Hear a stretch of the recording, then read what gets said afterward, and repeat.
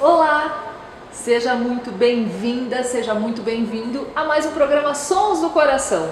E hoje eu recebo um grande amigo meu, assim de uns 30 anos de amizade, mais ou menos, foi ontem, né, Samuel? Samuel Níquel, ele que é um músico aí, é o front leader da Easy Louise, eu vou ter que dizer isso porque ele é meu amigo, né? Então ele é o front leader da Easy Louise, pra gente ter um bate-papo sobre a carreira musical dele, trajetória, influências musicais e muito mais hoje aqui no programa Sons do Coração.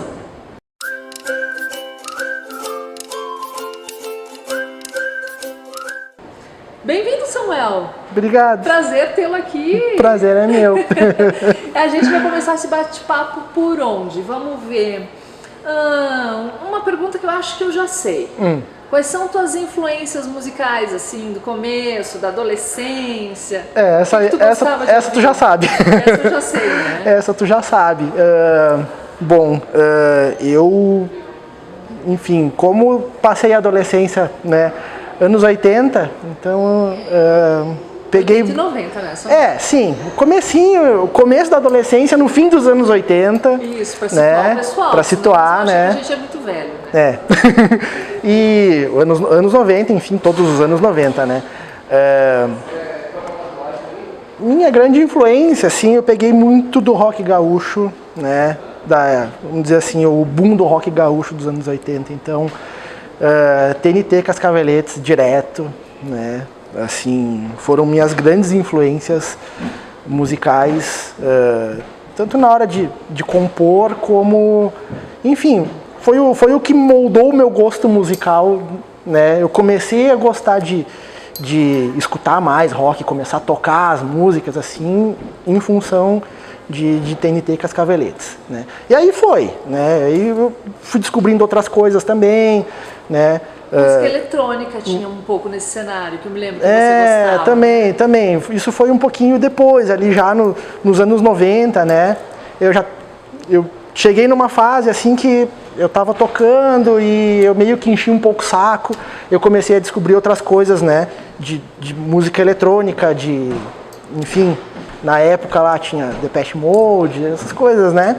E são coisas que eu escutava bastante na época, né? Lá nos anos 90. Continuo. Algumas coisas, volta e meia, eu dou uma escutada também, né? Agora fica tudo mais fácil com internet, né? Com Spotify, aí, então vai muito do dia, assim. Às vezes eu escuto coisas mais antigas, às vezes eu pego um eletrônico, às vezes preciso me concentrar lá no trabalho, fazer alguma coisa assim que eu preciso me isolar do mundo, aí eu boto um instrumental, alguma música mais clássica, alguma coisa assim, ou até um eletrônico instrumental, assim, para eu me isolar do mundo e me concentrar. Samuel, a gente é de essa época da nossa adolescência, quem tinha duplo deck era rei, né? Assim, para conseguir gravar a fita cassete. Eu acho que a gente não tinha tanto acesso, né? Eu me lembro da gente indo, por exemplo, na PIF Discos para ouvir o LP, o bolachão, e aquilo era o máximo, né? Era uma fase, assim, tem uma coisa meio de romântica, assim, né, dessa questão da música, porque a gente não tinha tanto acesso, né? Era bem difícil, né? E tu falou da PIF Discos, eu batia ponto direto lá, né? Então, às vezes tu tava no centro, vou dar uma passada ali na PIF, tu ia lá, começava a olhar os discos, puxava um assim, quero escutar, né? E tu só passava um pouco as músicas assim, não comprava nenhum. Só dava o cara já te conhecia. Já conhecia, né? Veio com uma pilha de disco para escutar. Aí tinha uma época que deixavam lá uma funcionária para ficar passando as músicas, né? Porque tu não podia pegar o disco na mão, assim, porque imagina, vai riscar um disco, né? Depois, quando eles já estavam mais na finaleira ali, já tinha CD, então tu botava o CD lá e aí tu mesmo ficava escutando. Só que tinha o tempo, né? Não podia ficar lá 3 horas escutando, a tarde inteira escutando, alugando os equipamentos deles lá, né? Mas tinha uma questão assim, vamos dizer, era mais romântico, né? Porque era mais difícil de tu descobrir, tu ia lá, tu descobria um negócio, tu falava com os amigos, eu escutei isso aqui, Ou, às vezes até tu juntava o dinheiro, ia lá, comprava um disco, mostrava. E deixava com o plástico, né?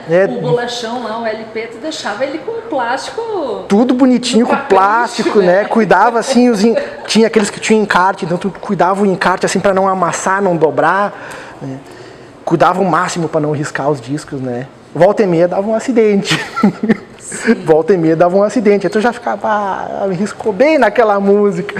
Aquela, nossa. Samuel, você começou assim a aprender música como? No violão? No violão, né? Que idade? Eu comecei a fazer aula de violão eu tinha 11 anos. Na época do Madrimilda? Na época do Madrimilda ainda, acho que estava na quinta série, por aí. O professor Paulo? Não, eu não fiz com o professor Paulo. Né? Na época, teve vários nossos ex-colegas que faziam com o professor Paulo lá. Eu tentei tocar violão com o professor Paulo. Como eu não passei do parabéns a você, eu desisti. Eu tinha ganho um violão do padrinho meu. O violão tá lá até hoje, passou pro filho dele, mas eu no violão... Existe aquele violão ainda? Existe. Toquei naquele violão lá. Pois é. Enfim, mas tinha vários nossos colegas, enfim, que faziam com o professor Paulo, ele dava aula de música no Madrimilda, enfim, né? Mas na época eu comecei a fazer aula de violão, tinha o ateliê livre da UX, que daí eles tinham aula de piano, de musicalização. Não, era no centro, era numa casa no centro. Depois eles se mudaram, logo depois eles se mudaram lá pro bloco B, só que aí eles pararam com as aulas de música e ficou só com a parte de artes, né? Que daí tinha pintura, escultura, e aí eles pararam com a parte da música. Mas eu fiquei, acho que uns 2 anos no ateliê livre da UX, os 2 primeiros anos assim, aí depois eles fecharam. Aí eu continuei fazendo aula com um professor que era o meu professor lá do Ateliê Livre, ele continuou dando aula pro pessoal ali, que eram os alunos, né, o pessoal que quis continuar fazendo aula, que é o Ivan, da ProMúsica, né. Aí quando ele começou a ProMúsica, eu fui para a ProMúsica, junto com o resto que fazia aula junto com ele, a gente foi os primeiros alunos da ProMúsica lá também, né? Daí tinha ele mais os outros que eram sócios dele lá na ProMúsica na época, né?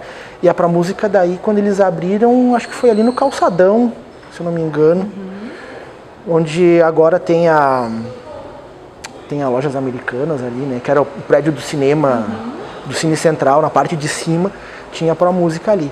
Aí eu fiquei fazendo aula de violão até os meus 16, quase 17 anos.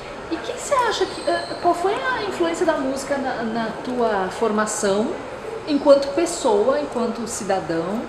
E você acha importante que as crianças tenham acesso à música? Eu acho muito importante, sabe? É difícil, né, Samuel? As aulas são caras, os instrumentos também... assim, apesar de toda a abertura que teve, né? Eu vejo assim que o pessoal tem mais acesso a instrumentos do que na nossa época. Né? Existem instrumentos mais baratos, existem instrumentos caros, óbvio, né? Sempre teve, né? Mas eu vejo assim que esse acesso ao instrumento musical tipo violão, né?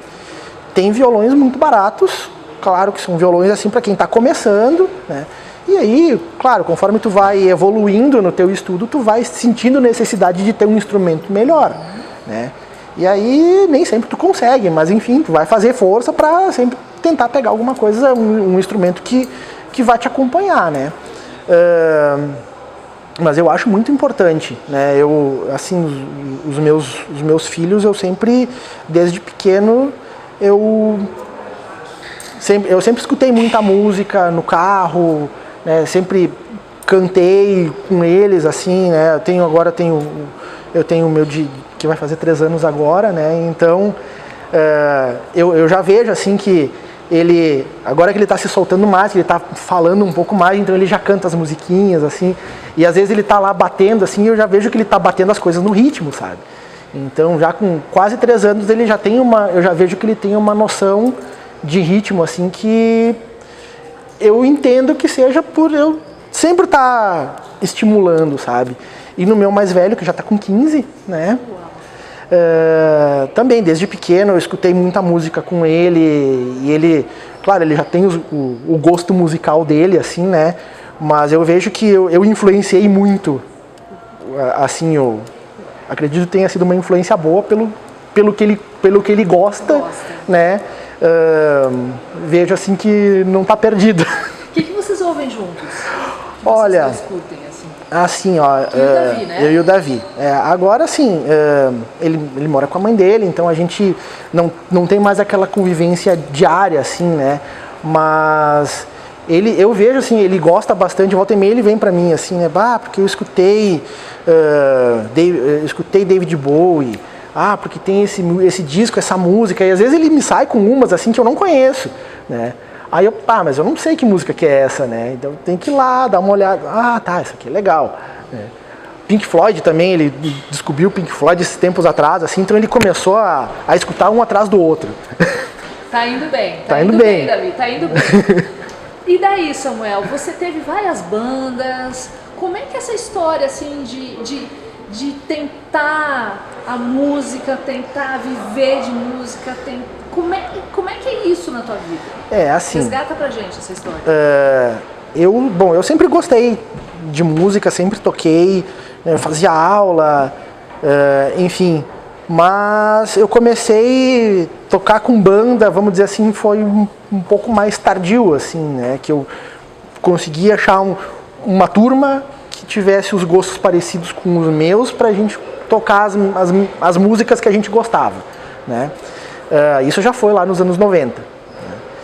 E comecei ali a tocar com, assim, por hobby, vamos dizer, ali por 95. Aí em 97 a gente formou o Vibromasters, né?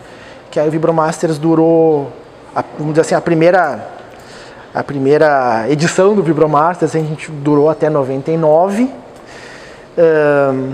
E aí era legal, assim, a gente tinha músicas próprias, a gente fazia cover também, né? Mas sempre no rock, né? O rock gaúcho, a gente tocava muito TNT, muito Cascaveletes, e enfim, Stones, coisas, né? Coisas a ver, assim, né? E a gente gravou um CD na época, né? Independente, assim, era uma época mais difícil, né? Porque tu tinha que ir para um estúdio gravar, mídia era gravador de rolo, era tudo mais caro, era tudo mais difícil, né? Do que agora. Mas na época a gente até conseguiu, assim, botar a música a tocar em rádio. E aí, enfim, por motivos diversos, a gente acabou separando a banda, né? Aí eu fui tocar numa banda que só tocava cover, então a gente montou uma banda que só tocava cover, daí era a Jolly Rogers, e a gente ficou de 2000 até 2004, 2005, eu acho, tocando. E foi uma experiência diferente, assim, porque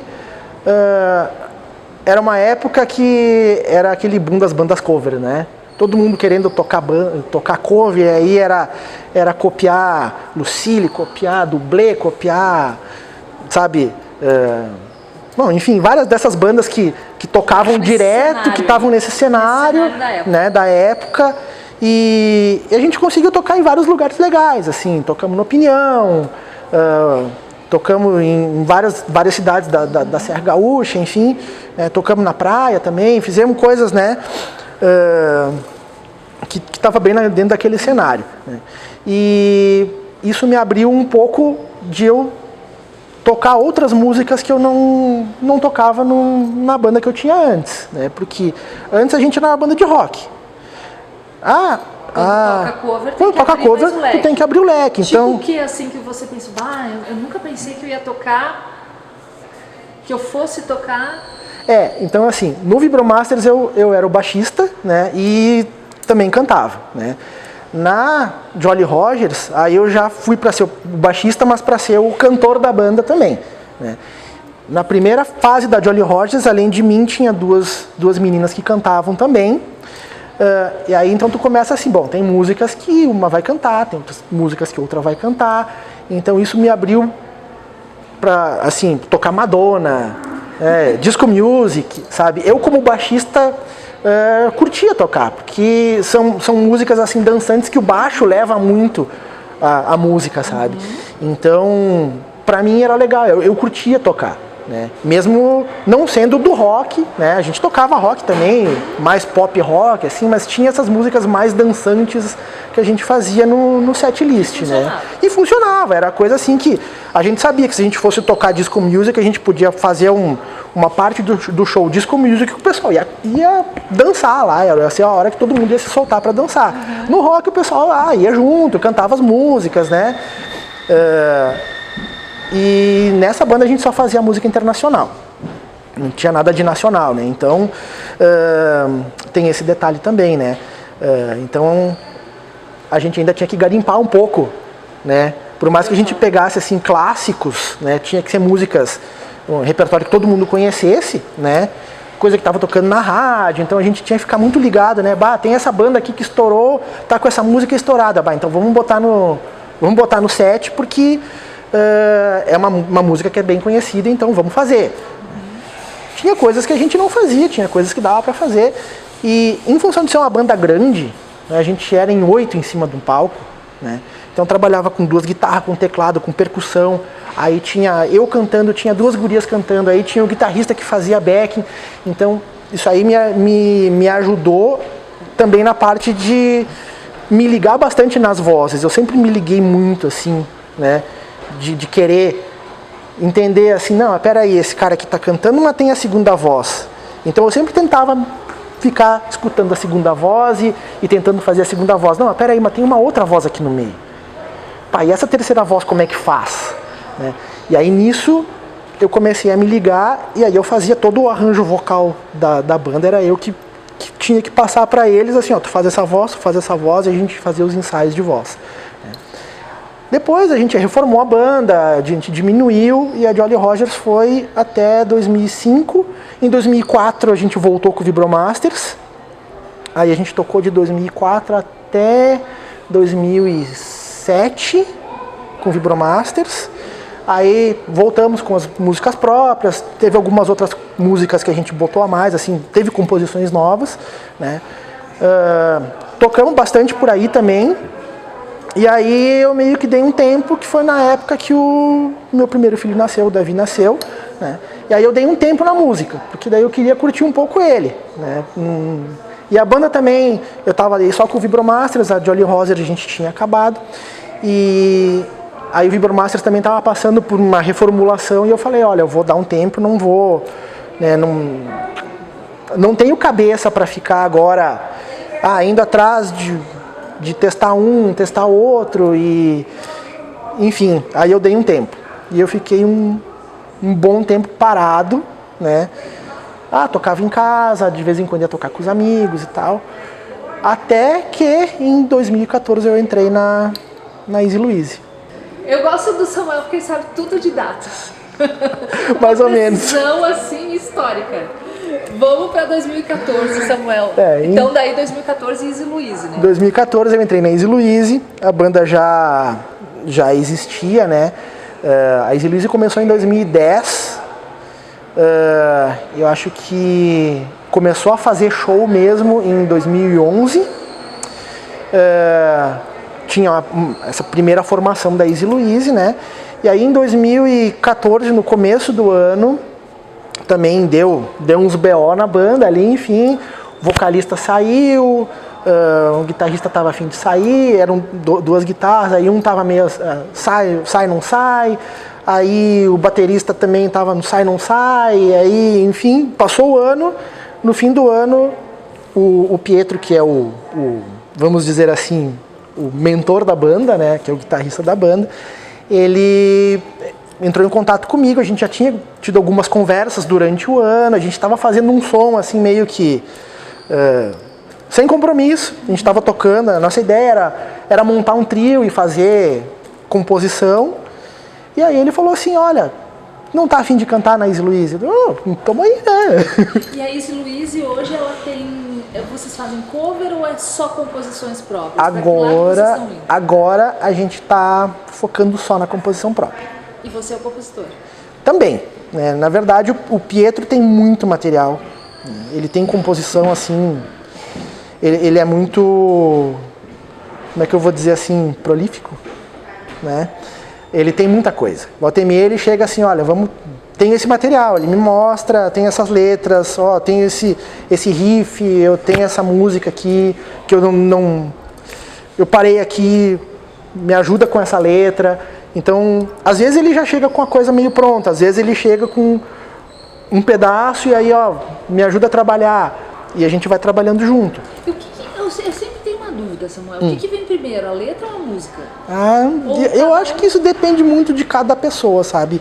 Eu tenho muita coisa que eu escrevo e eu vou deixando lá. Tem frase, tem sabe, tem estrofes. E aí fica lá anotado. Daqui a pouco assim aparece uma música e a gente, bom, tem aquilo ali que de repente eu consigo encaixar, né? Às vezes vem um negócio junto. Às vezes... A inspiração vem de onde, assim? Olha, pra mim, já me aconteceu assim de eu me acordar de madrugada com a música na cabeça. E aí, ela vem. Já me aconteceu.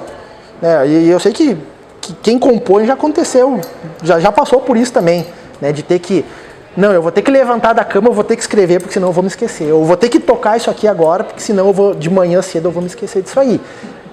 E às vezes vem coisas boas, às vezes vem coisa que tu, né, nem vou dormir que não vale a pena. Né? Às vezes assim, ó, beleza, tem uma música, né, que nem ele chega pra mim assim, ó, eu tenho essa música aqui, mas essa estrofe não tá legal, tenta mexer. Ou eu queria fazer uma música que o tema é esse, eu comecei a escrever e desenvolve. E aí vai. Então, às vezes eu escutando, a gente começa a pensar, não, mas quer falar sobre isso, vamos... E aí vai escrevendo, aí vai vindo. Né? É uma coisa assim que às vezes tu tem que parar e se concentrar e... O que eu vou botar no papel? Como é que eu vou escrever isso aqui? Tem que ficar catando palavra, ver o que rima... a métrica, onde que fica o que fica fácil de cantar, o que não dá para cantar. Às vezes é mais difícil. E às vezes o negócio vem e flui. Às vezes tu tá tocando lá, daqui a pouco tu, não, isso aqui, tu vai um nananá e aí vai. O que a música significa para ti hoje, Samuel? Olha, assim, a música sempre foi muito importante para mim, sabe? Sempre foi uma parte muito importante para mim, sabe? Apesar de eu nunca ter conseguido viver da música, né? A gente está tentando ainda, né? A gente está tentando. Desde a época da pandemia, ali, quando estourou a pandemia, a gente se trancou assim e, bom, agora que a gente não vai ter mais show para fazer, vamos nos dedicar e vamos pegar vamos nos dedicar às composições próprias e vamos gravar, vamos fazer clipe. E, enfim, né, sempre foi uma parte importante para mim e eu ainda tenho assim o sonho de, quem sabe uma hora estoura isso aí e dá para viver de música. É difícil, Samuel? É complicado. Você acha que é o lugar onde a gente está, onde a gente nasceu, ou você acha que essa batalha é de todo artista tem isso? Eu acho que todo artista tem isso. Claro que tem gente que tem sorte. Né? Tem gente que estava no lugar certo, na hora certa. Enfim, tem gente que consegue dizer assim, vou viver de música porque eu tenho como viver de música independente do dinheiro que a música me traz. Né? Porque, enfim, tem família, tem herança, sei lá, tem patrocínio e não precisa trabalhar em outras coisas. Tem gente que vive de música porque se dedica. E tá, eu estou vivendo de música, mas eu estou tocando, mas eu estou dando aula, eu tenho um monte de aluno, eu faço workshop, né? Dá para ir por esse lado também. Né? Para mim, sempre foi mais complicado, né? Porque, assim, eu não venho de família que tem dinheiro, tá? Sempre foi, sabe, difícil a situação financeira, assim, né? Então, eu tinha que trabalhar, estudar. E tu começa a pensar, não, eu vou trabalhar no negócio, vou fazer a minha carreira, vou pensar a música também.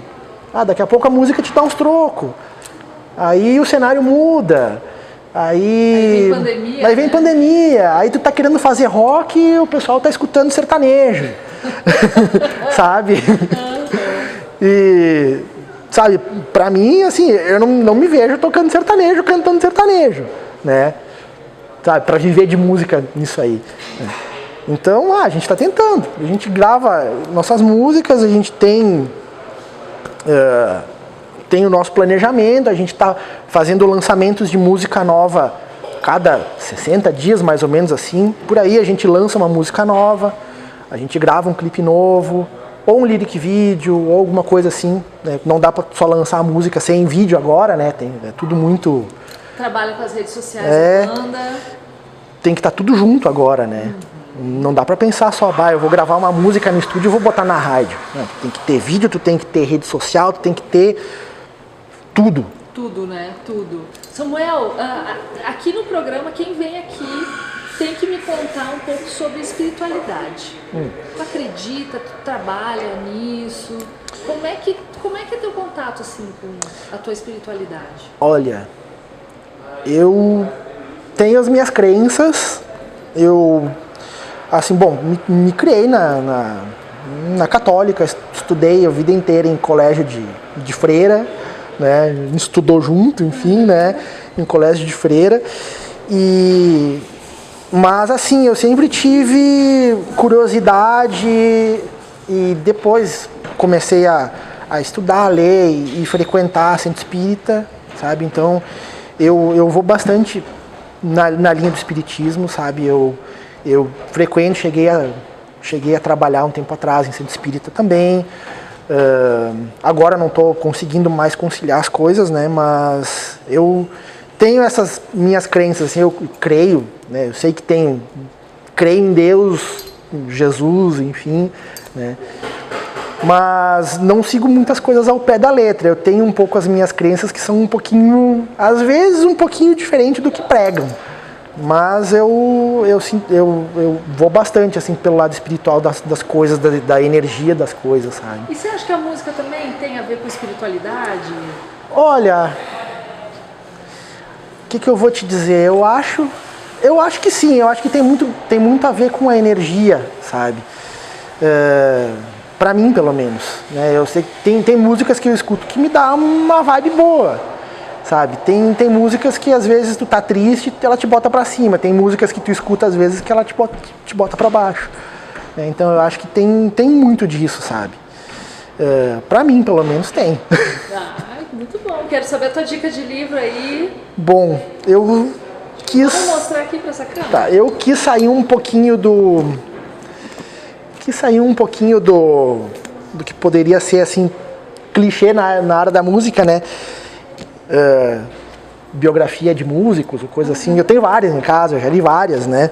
Mas este livro aqui, que na verdade esse aqui é o número 1 da Operação Cavalo de Troia, é um livrão, tem, sei lá, 500, quase 600 páginas esse aqui. É uma coleção, né? São do JJ Benítez. Do JJ Benítez, né? É uma coleção, ele tem acho que 8 ou 9 volumes, agora não estou lembrado. Depois do Cavalo de Troia, 8 ou 9, acho que o 9 é o último. Tem mais 2 livros, que são continuações, né? E nesse último livro ainda a história não acabou. Né? Na verdade, o último livro eu li online em espanhol, porque não saiu em português ainda. E, enfim, ele conta, né, a história, né, diz o livro, assim, que ele recebeu um material, ele como autor, o Benítez, né, como autor, ele recebeu um material de um cara que era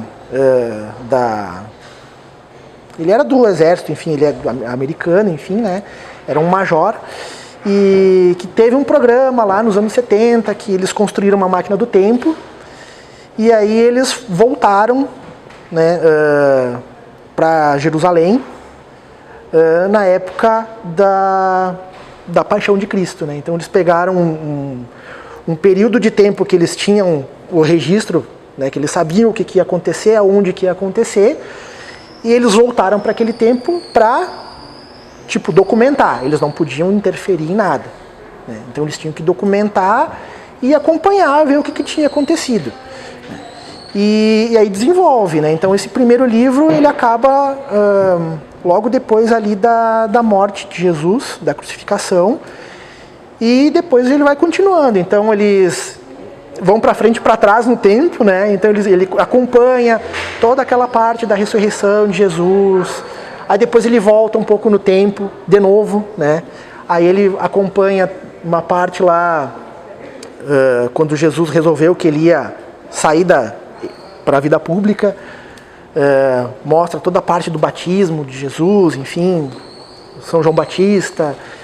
E depois, quando acaba o Cavalo de Troia, ele tem 2 livros que ele fala, porque ele diz que eles voltaram em 2, né? Tipo, tinha o piloto e o que ficava na nave, né? No módulo, que não podia sair muito, depois ele saiu, enfim.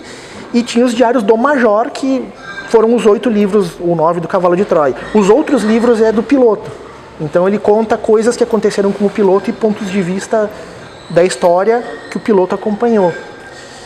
Então, assim, é bem interessante, porque tem coisas que ele fala ali que tu começa a se questionar. Tipo, será que não aconteceu? É ficção, isso é história. Né? Mas tem coisas que tu começa a se questionar, será que não aconteceu mesmo? Que legal. É interessante, para quem gosta, assim, Baita dica. E se tu tivesse uma máquina do tempo, Samuel, para onde que tu queria voltar? É difícil. É difícil porque às vezes tu pensa assim, eu queria voltar para o ano tal lá, porque eu queria fazer alguma coisa que eu não fiz, ou, né? Aí tu pensa assim, mas se eu tivesse feito aquilo que eu não fiz agora, como é que ia estar agora? Né? Se eu mudasse lá no passado, né, que consequência isso ia ter agora na minha vida, né? Então, às vezes eu penso assim, eu gostaria de voltar lá na época da minha adolescência e falar algumas coisas assim, não vai por aí, vai por ali, sabe? Pensa nisso, vai atrás disso aqui, vai atrás dessa pessoa, não vai atrás dessa aqui, essas coisas, sabe? Mas talvez a gente mesmo não se ouviria, né, Samuel? Porque quando a gente é adolescente, a gente é meio cabeça dura, né? Com certeza. Para finalizar esse papo, quero ouvir uma música da Easy Louise. E aonde que a gente contata com essa banda? Onde que a gente ouve um pouco mais do trabalho de vocês? Bom, a gente tem todas as nossas músicas, a gente tem todas as plataformas digitais, Spotify, Deezer, no Apple Music. Vocês estão no Instagram também, Facebook? Tem página, tem nosso perfil no Instagram, tem um canal no YouTube, tem Face. E agora, na semana que vem, no Dia Mundial do Rock, que é o dia 13 de julho, a gente vai tocar. Então, assim, vai ser... Depois de muito tempo a gente vai estar subindo num palco, né? Porque a gente pegou toda a parte de pandemia que a gente ficou parado. A gente vai estar tocando um showzinho ali de 40 minutos, só som próprio, né? E, enfim, a gente tá com ideias assim de botar a banda na estrada de novo. Mas é complicado porque a gente tá pensando só na música própria agora, a gente não tá pensando mais no cover, né? Isso aí. Sucesso, Samuel. Obrigado. Pra você, pra Easy Louise, foi maravilhoso. Voltar a conversar contigo, um amigão, assim, esse aqui, do lado esquerdo do peito, assim, e muito bacana ouvir toda essa tua trajetória. A gente tem um presente para te dar da Botânica Boutique Floral, da nossa amiga Obrigado, Clarissa. da Clarissa. Também, para você levar para casa, se lembrar da gente, com carinho do programa. Brigadão. Vou deixar você encerrar o programa com a música da Easy Louise. Obrigada, Samuel, por tudo. Eu que agradeço. Oi? O som que habita o coração. O som, o diretor tá se lembrando aí. Qual é o som que habita o teu coração, Samuel? Pra gente finalizar esse bate-papo também. É complicado. É complicado, porque a minha cabeça tá sempre a milhão em música. A milhão em música. Eu sou muito assim de fases, né? Mas vou dizer assim, coisas que eu nunca vou esquecer são as vozes dos meus filhos. Esses são sons assim que eu nunca vou esquecer. Do Davi e do Davi e do Miguel. Do Miguel. Legal. Bacana, Samuel. Gente, obrigada por tudo. Até o próximo Sons do Coração. A gente encerra hoje com a música do Samuel Níquel, da Easy Louise. Beijo! Vamos lá.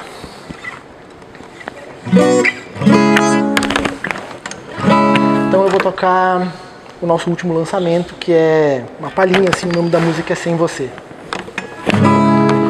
As coisas que falei não foram em vão. Sem você do meu lado, só resta solidão. E o teu carinho hoje faz tanta falta. Pense um pouco, já faz tanto tempo. Eu não fui legal, depois do que eu estava perdendo. Agora eu pago o preço, lágrimas nos olhos, espelho da alma. Muitas vezes eu juro que eu perdi a cabeça. Vamos quebrar essa parede entre nós pra que tudo aconteça. Porque a noite foi feita pra nós, mas o destino me nega você. A lua e as estrelas brilham como os meus olhos quando vejo você, mas estou sem você. Sem você. O som do silêncio, a culpa no ar. Memórias persistem e não me deixam. O amor virou ilusão, destino incerto, luz, escuridão. E muitas vezes eu juro que eu perdi a cabeça. Vamos quebrar essa parede entre nós pra que tudo aconteça. Porque a noite foi feita pra nós, mas o destino me nega você. A lua e as estrelas brilham como os meus olhos quando vejo você. Porque a noite foi feita pra nós, mas o destino me nega você. A lua e as estrelas brilham como os meus olhos quando vejo você, mas estou sem você.